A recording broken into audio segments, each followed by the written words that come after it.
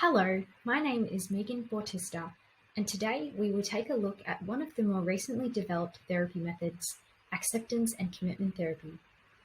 So who developed ACT and what is it all about? Let's begin. After cognitive behavioral therapy was developed in the late 1960s, the models and assumptions of behavioral therapy began to be questioned and anomalies were identified. In a nutshell, the first and second waves were incredibly mechanistic and almost disregarded human complexities that require a contextual approach. Hayes 2016. Through change and innovation, the third generation of behavior therapies were born and developed to cater for this need. This third wave of behavioral therapies incorporated aspects that were previously considered off-limits, such as acceptance, mindfulness, values, and meditation, which are pivotal to the ACT model. Corey 2017. Acceptance and commitment therapy was developed by Stephen C. Hayes back in the 1980s when he sought a way to manage his own panic attacks. So let's dive into what ACT actually is. What is acceptance and commitment therapy?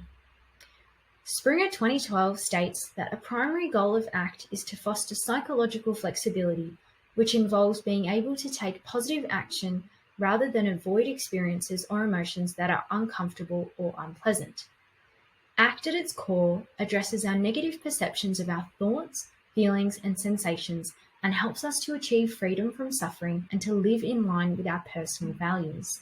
Swain et al. 2013. To achieve this kind of psychological flexibility, the ACT model can be broken down into 6 key pillars. Hayes et al. 2012. Let's take a brief look into each pillar. The first pillar is acceptance. Acceptance is about countering experiential avoidance, which is when we try to get rid of or reduce the frequency that these unwanted events occur in our mental life. When we come to a place of acceptance, it is not about sitting back and ignoring these uninvited events, but rather beginning to create active awareness around these thoughts and to sit with them in curiosity. This is the first step in moving towards values-based action. The second is cognitive diffusion. At the center of diffusion, we find creating flexibility around these disturbing thoughts and feelings by bringing awareness to the process of thoughts in itself. More on this later in the presentation. The next is being present. This one is simple yet sometimes difficult to implement, as I'm sure some of you can agree with me. Many useful exercises can be used to bring the attention to the here and now, which we will explore shortly through the form of an ACT mindfulness activity. The next is noticing self. Of all the ACT principles, this one appeared to me to be the most abstract. Noticing self attempts to separate the narrative we have about ourselves, which is the conceptualized self, and rather observe ourselves and separate who we are from our thoughts, feelings, and sensations to focus on the noticing self. Noticing self works hand in hand with diffusion and acceptance and can be fostered again through mindfulness exercises. Values is the second last pillar. ACT focuses on the link between values and our behavior. The reason for this is that a client is more likely to make a change and commit if they can see the direct benefit and if it is coming from within. Goals that stem from negative emotions such as guilt or passivity are much less likely to be met. And last but not least, committed action.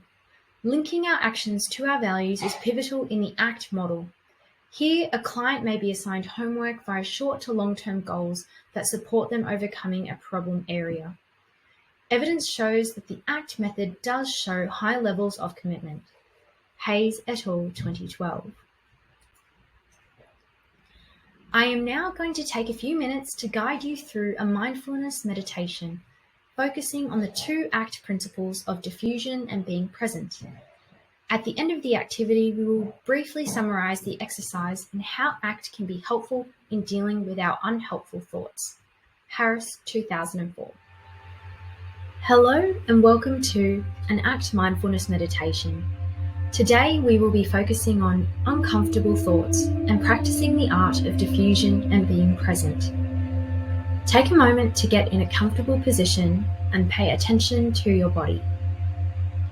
Where are you currently holding tension? Take a deep breath in through your nose and release through your mouth. Gently close your eyes and continue to take deep breaths in through your nose and out through your mouth. With each breath, focusing on releasing the tension in your body.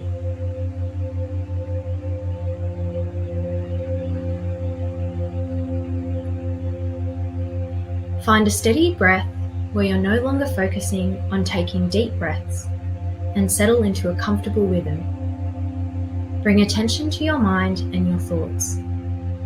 Are there any that continue to reoccur? What happens when you bring awareness to these thoughts? Are you judging, dissecting, or trying to make sense of them?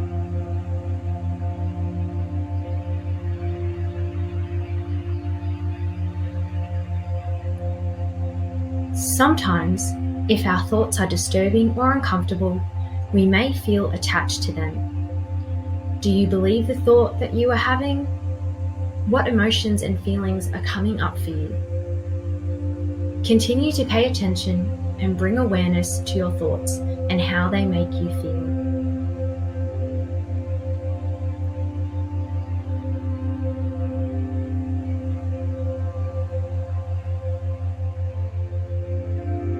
Now we are going to practice diffusing from our thoughts by creating some space and distance between ourselves and the thoughts we are having.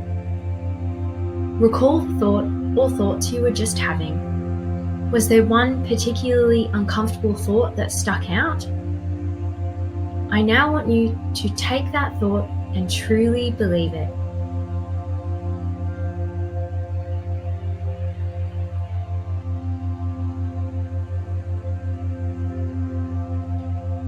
What emotions and feelings are you having? How does it make your body feel? Take a moment to observe.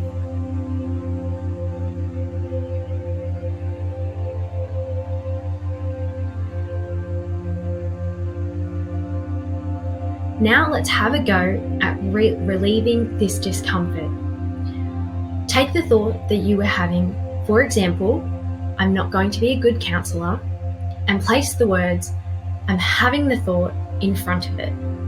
In my case, I will say to myself, I'm having the thought that I'm not going to be a good counsellor. Continue to repeat this phrase over and over again.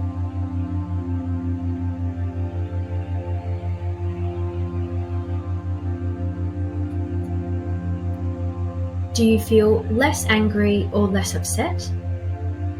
Do you notice any changes in your body? By adding the words, I'm having the thought, we are creating awareness around our thinking process and are able to see these thoughts for what they are. Simply passes by in our minds in the form of unhelpful words. I now would like for you to slowly bring your awareness back to your breath and your body. Take a few moments just for yourself to become present again in the here and now. Let go of the past and worrying about the future. Find connection in the present. How does your body feel? Has any tension returned? What can you hear and smell?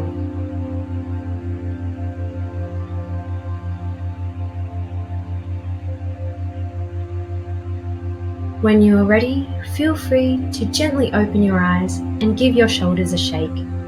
This diffusion exercise can be repeated on another thought if you didn't find relief today. Practice makes perfect. Thank you for participating in today's ACT Mindfulness meditation, and I hope you have a wonderful day. In conclusion, the following activity demonstrates how cognitive diffusion can aid us in dealing with painful thoughts and to break the process of taking them literally. Harris, 2004. When we are fused with a thought, we believe it is real, true, and very important, or worse so, it may even be threatening. Diffusion techniques help us to reduce judgmental cognition and to promote open and flexible thinking, and it has proved empirically to be important to the outcomes of therapy. Hayes, 2022. Similarly, connection with the present moment builds and overlaps with diffusion and is pivotal in tackling unwanted thoughts. Making full contact of your experience in the present moment enables you to further build on psychological flexibility by creating openness and receptiveness. Mindfulness can be incredibly helpful in harnessing connection, as seen in the activity by bringing awareness to breath, surroundings, and physical responses. Harris, 2004. Thank you for your time today, and I hope you learnt how acceptance and commitment therapy can be used in therapy practice.